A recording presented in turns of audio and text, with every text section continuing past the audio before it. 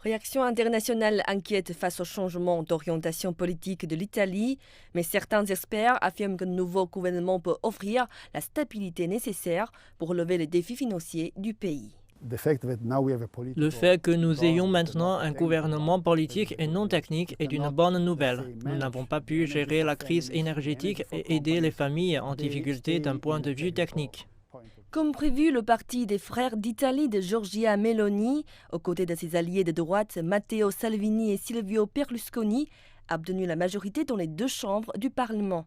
Ils doivent maintenant se mettre au travail pour faire face aux coûts énergétiques exorbitants, à la hausse de l'inflation, à la dette publique record et à la part de 200 milliards d'euros de l'Italie dans les fonds européens mobilisés contre la Covid-19.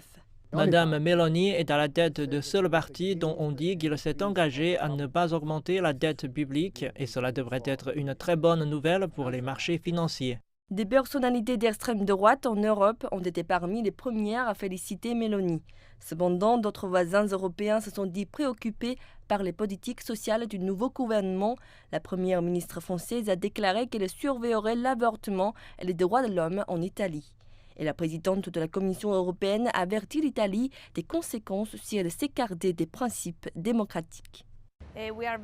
Nous sommes très inquiets pour ce nouveau gouvernement, car pendant la campagne électorale, il a envoyé plusieurs messages contre les flux migratoires et contre le droit international visant les droits de l'homme. Meloni s'est toujours engagée à soutenir l'Ukraine, mais ses alliés de droite ont été critiqués pour leurs liens étroits avec la Russie.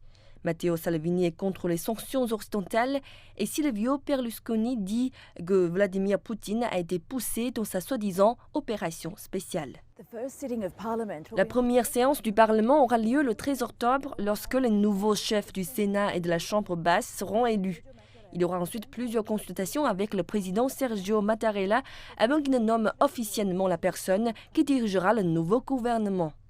Alors que le nouveau gouvernement prend forme pour marquer une nouvelle ère dans la politique italienne, l'Europe et le reste du monde suivront la situation de près.